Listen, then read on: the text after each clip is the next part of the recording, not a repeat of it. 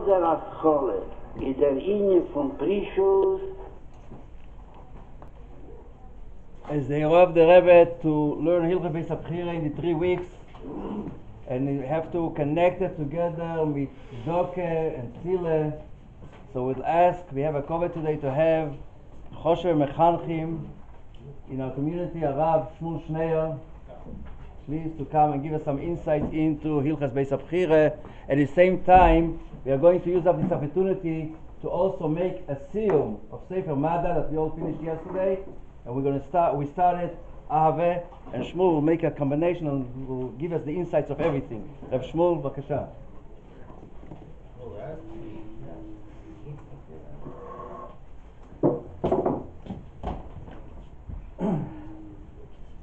Okay. All right. So today we're going to learn about the Choshen and the Urim V'Tumim. From Parshas Tetzaveh, Perek Kaf starts talking about all the different kelim of the Mishkan, all the different kelim of the Mishkan, plus Vav, also the Ephod, and then it goes, Elav Gadim Mashiyasu, Choshen, Ephod, Milk, Seiz, Takrin, Stefas, Ahavnik, and then it goes through all the different kelim. And we find something very, very interesting, the way the Chumash sets it up. That when it starts talking about in Pasuk Tezvav, Vasisa Choshen, so it talks Pasuk Tezvav, Pasuk Tezayin, Pasuk Yud Zayin, Yud Tes, Chaf, Chaf Aleph, Chaf Beis, Chaf Gimel, Chaf Dalet, Chaf Hey, Chaf Vav, Chaf Zayin, Chaf Ches, and Chaf Ches. So Pasuk Tezvav till Pasuk Chaf Ches, it talks about the whole Choshen. Then comes Pasuk Chaf Tes. Pasuk Chaf Tes says, V'nasa Aaron Eshmois B'nei Yisrael B'Choshen HaMishpat Al Libay, that Aaron should wear the Choshen on his heart, V'vayel HaKodesh, and it says, why should he wear the Choshen? L'zikaron lifnei Hashem tamid, as a remembrance lifnei Hashem tamid, always to remind himself. And then that's Chavtes. Then goes Pasuk Lamed, and the next pasuk after this whole ending conclusion to the Choshen, it goes V'nosata el Choshen hamishpat es ha'urim v'satumim, that in the Choshen hamishpat you put in the urim v'tumim, v'hayu alev Aaron v'vayel Hashem v'nasan Aaron es mishpat bnei Yisrael. And Rashi is bothered by this order, like why is the pasuk separating between the Choshen and the Urim V'Tumim? So Rashi comes to the conclusion, and he in Rashi on Chumash, and he says that es Urim V'Tumim, that Urim V'Tumim is not the Choshen. Rashi says Huksav Shem HaMefayresh, it's the Shem HaMefayresh. They put Hashem's name Shayinoisnei V'Taich Kiflei HaChoshen Shal Yadei Hu Meir Dvarim U'Tam Dvarav. And Rashi says that the Choshen is what we said till Pasuk Chav Tes. The Choshen is a beged. Rashi says in Pasuk Dalet as well. Tachshit Keneged Alev. The Choshen is a tachshit. You put it opposite his heart. The Urim V'Tumim is a separate thing. And Rashi answers a very, very big question that we could have. There's a famous Gemara. The famous Gemara, which we're going to bring down in a second, that says that there was 5 things that were missing in the Bayis Sheni. And we know that one of the things that were missing is the Urim V'Tumim. And the obvious question is, how could a Kohen Gadol be Mishamash B'chusar Begadim? How could he be Mishamash in the Beis HaMikdash if he's missing some Begadim? So Rashi says this is the answer, that the Choshen is not the Urim V'Tumim. The Choshen is the Beget. That's one of the Shmeina Begadim, and the Urim V'Tumim is the Ksav Shem HaMefayresh. It's Hashem's name, and that was the Choshen was used for something else to be able to answer their questions. So that was a function that you did with the Choshen, but it's not the Choshen. The Choshen is a Beged, and the Shem HaMefayresh was the Urim V'Tumim, and that was something else called Urim V'Tumim, because through that it's Meir, through that it lights up, etc. So with this Rashi, so here we introduce Rashi's opinion. The Rashi holds that the Choshen and the Urim V'Tumim are 2 separate things. There's a Choshen, which is a Beged, and then there's Urim V'Tumim, which was the Shem HaMefayresh, and that answers the question, how in the Bayis Sheni there was no Urim V'Tumim. So this way that Rashi learns, also fits very, very well based on the Gemara in Yuma, which is where it says that the Urim V'Tumim was missing. So the Gemara in Yuma is Azayit. It's based on Pirkei Avos, in Perik Hay. I don't know which Mishnah, I don't remember. But it says there that there were Asara Nissen Nasu Bebeis HaMikdash. There were 10 Nissen that happened. Perik Hay Mishnah Hay. It's easy to remember, 2 Hays. So Perik Hay Mishnah Hay. So it says there in Perik Hay Mishnah Hay that there were 10 Nissen, 10 miracles that happened. Now, Stam, it's not Hilchos Beis HaBchira related necessarily, but it's just very interesting. I'm sure everyone thinks about this.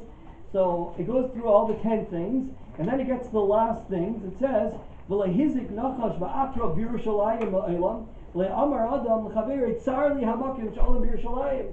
So the Gemara asks, well, a minute, we said there's 10 miracles that happened in the Beis HaMikdash, and then it's the last 2 are not in the Beis HaMikdash, it's in Yerushalayim. And the Gemara Taka says, there's 2 other ones. Yeah, it's not, there's 8 here, and whatever, you learn the sugya. Anyhow, the Gemara goes through a whole long sugya, Chaf Aleph Amud Aleph, till Chaf Aleph Amud Beis, goes back and forth a little bit about what the 10 miracles were, and why we only count these, we don't count other miracles that happened. But the 2 that the Gemara adds, instead of the 2 that happened in Yerushalayim, was that the rain never put out the fire on the wood of the Atzei Maracha. The rain never put the fire out. As well, the second miracle to make the number 10 in the Beis HaMikdash was that the rain never put away, mixed up the smoke. The smoke went in one way, and the rain never put it out. So the rain didn't take away the smoke, and the rain didn't take away the fire. So on that, the Gemara says, one minute. We know that there's a brisa that there were 5 things that were the Atzei Maracha. There were 5 miracles that happened, and the Gemara goes through what are the 5. That it was Revutza Ka'ari, it crouched like an Ari. I don't know exactly what that means. The smoke was like crouching like a lion. Barak Echama, Yeshua Mamish, or whatever. And then Ve'ena Malashon. It says there that it didn't make any smoke. So we said the 10th miracle was that the rain didn't put out the smoke. We have a brisa that says there was no smoke. The Gemara answers, there were 2 fires. The brisa is talking about the fire. The brisa is talking about the fire that came from Shemayim. That's the one that the fire never put out. But that one didn't have any smoke. The fire that came from Shemayim.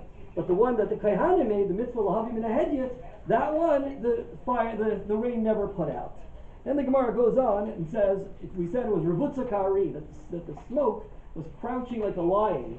So it says that there was another Amr Chanina Sgana Kayanim. He says, I saw it, and it was Kikelet. It wasn't like an Ari, it was like a Kelet. So the Gemara answers, Migdash Rishon, Migdash Sheni, that it was Migdash Rishon, Migdash Sheni. And this is the part that's really negea to us, the Migdash Rishon and Migdash Sheni. That in one Beis HaMikdash was like this, and one Beis HaMikdash was like that. So on that, the Gemara says, 1 minute. And in Migdash Sheni, did we even have the smoke from the fire? But Rav Shmuel Bar Inya said the Paskim Chagi, that he says go up and build a Beis HaMikdash, and then I'll be appeased and be kavda, and I'll be honored. So the word be kavda is missing a hey. So we learned from that there were 5 things that were missing in the Bayis Sheni. And the Gemara lists Aron, Kapyrus, Kruvin, Eish, Shechina, Ruach HaKodesh, and Urim Betumim. So one of the things that was missed, so it says here there was no Eish, there was no fire. So what are you saying? Migdash Rishon, Migdash Sheni, it looked like this, looked like that. There was no fire B'chlal in the Migdash Sheni.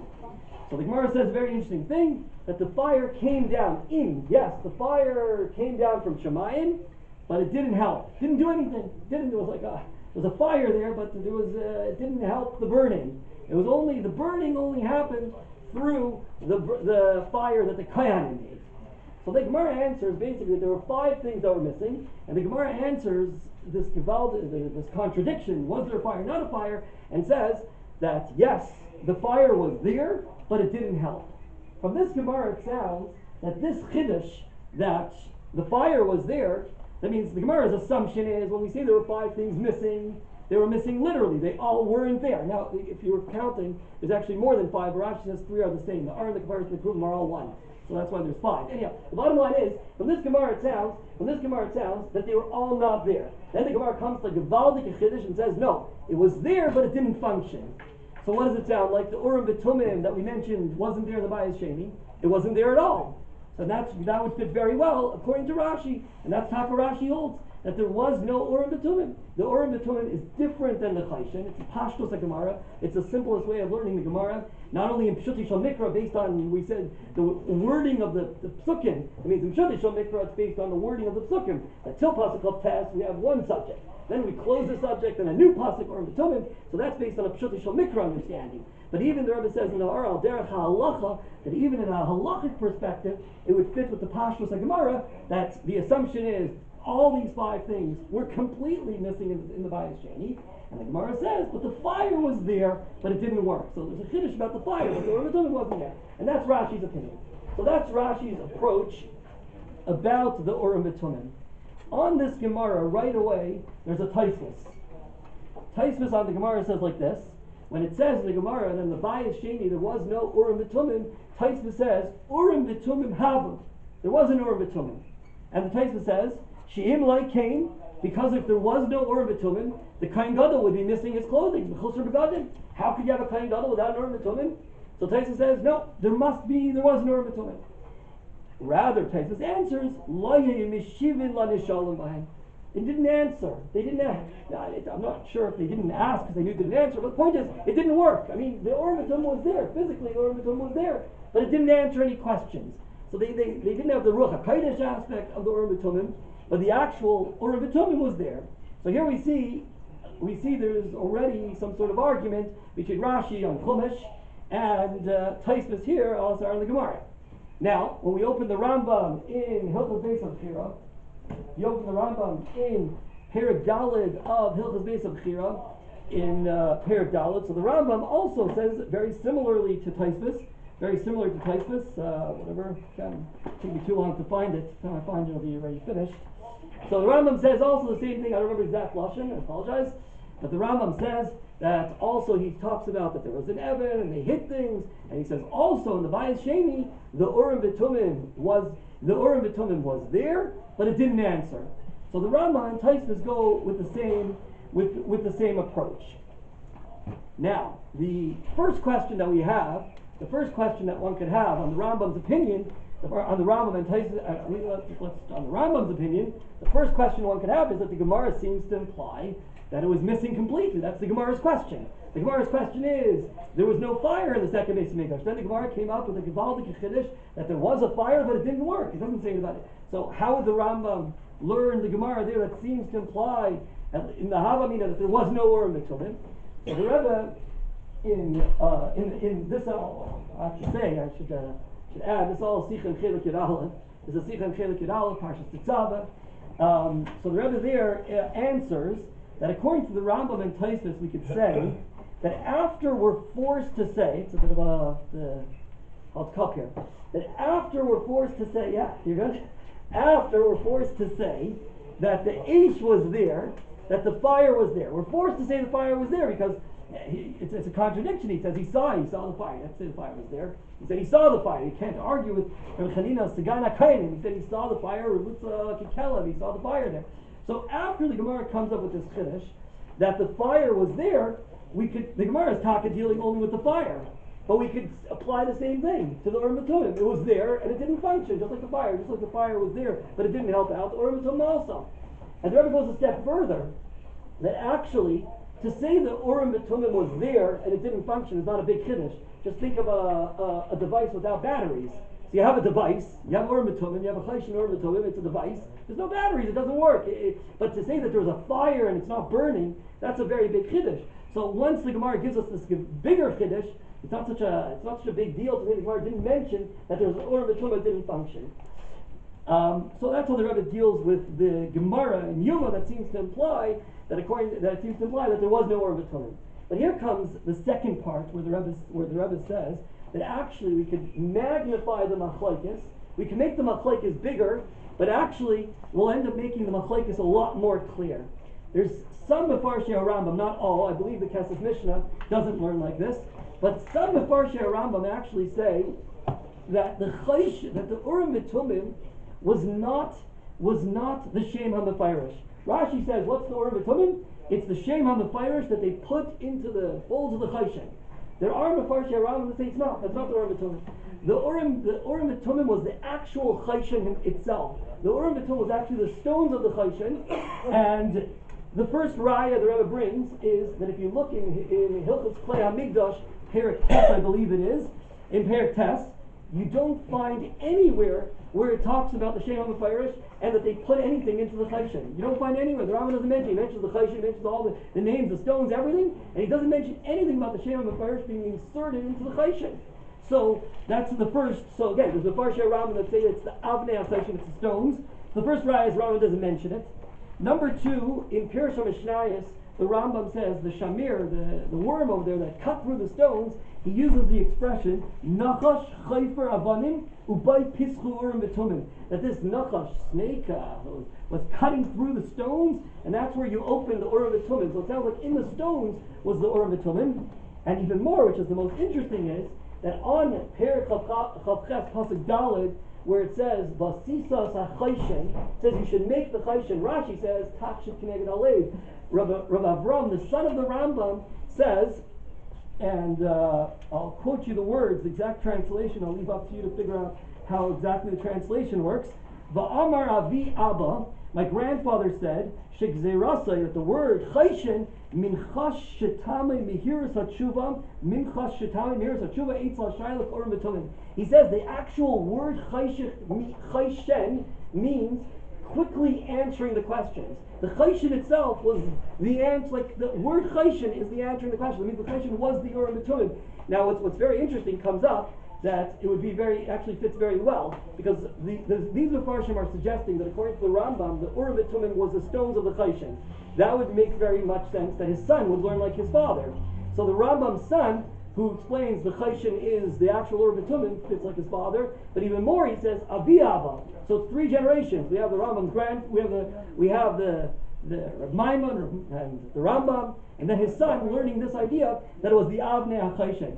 Now, obviously, if the Urim Betumim is the Avnei HaChayshin, you can understand that it had to be there the Bayis Sheni. Obviously, the stones of the Chayshin needed to be in the Bayis Sheni. So obviously, Taisvis and Rambam need to learn that it was there, but it didn't work. Because you can't say, if you say it's a Shem HaMefarish, if you say it's Hashem's name that was added, and you say it's not really the Chayshin, you can learn like Rashi and say, okay, the Shem HaMefarish wasn't there. But if you're learning that the Urim Betumim is the actual Chayshin, then obviously it has to have been there, which just didn't work. Anyways, I have to cut it here. It also fits with another Gemara. But I need to do a siyum on Abba and siyum on Mada. The beginning of Abba, Haskalah, siyum Haskalah. Yeah, I got it right now. So, but there's one interesting Gemara. It says that when they asked, we'll finish 9:23 on what? 36 seconds? No, oh yeah, it's not. So it says that when they asked, it says in the Gemara, the way that they, in Yuma and Gimel, it says how they used to ask the Chayshin. So it says in the Gemara that it went Klape Shechina, that they asked towards the Shechina. So Rashi says he looked down. He looked down, because Rashi says there was a Shem HaMefarish, that's Shechina. The Rambam says he looked towards the Aron, because according to the Rambam there's no Shem HaMefarish. So what's the Shechina? The Shechina was the Aron. That's here you see these two opinions, how they fit in other Gemaras, these other places where this also works. Anyhow, the bottom line is that the siyum of Sefer Mada, the beginning of Sefer Abba, we don't need to talk too much because they mamish fit together. It's beautiful. It's mamish beautiful. Kind of forgive me this one, not the other ones, because this one's an easy one. So Davar Yadua Baru, it's such a known, it's a known thing. She'ein Avos HaKadosh Baruch Hu Niksheres B'liba Shel Adam Ad Sheyishka B'Tamid Torah. Now when will the Avos Hashem be in your heart? You want the Avos Hashem to be in your heart? You have to toil. You have to be tamid. And the beginning, and everyone should toil according to their abilities. Lahavin, lahaskil, the chachmas, the tfunas, everyone according to their abilities has to toil. But the Rambam says, if you want the Avos Hashem to be with you, the whole Mada, you want Mada to be with you, you have to toil. What's the beginning of Abba? Pamayim b'chol yayim, twice a day you say Kriya Shema, whether it's night, whether it's day, and the Rambam Sikha, the Chelik Yadalit, the beautiful Sikha we learned, the Chelik Yadalit, whether it's night by you, you're not so uplifted, whether it's day by you, you're very happy in Avodas Hashem. It's Pamayim b'chol yayim, it's always morning, night. You always need to continuously strive and go higher and higher in Avodas Hashem. And I just want to conclude with the end of the Sikha of the Chayshin, and this is Taka, the conclusion. So Chayshin is the gematria, the same words as Nachash. Nachash HaKadmaini, Aver is Golos. Chayshin is the same gematria as Mashiach. So when we do Krishma, we learn Krishma and we're inspired. Whether we're inspired to do Avodas Hashem the whole time, we take the Nachash and we bring about Mashiach, Shkaya. Shkaya.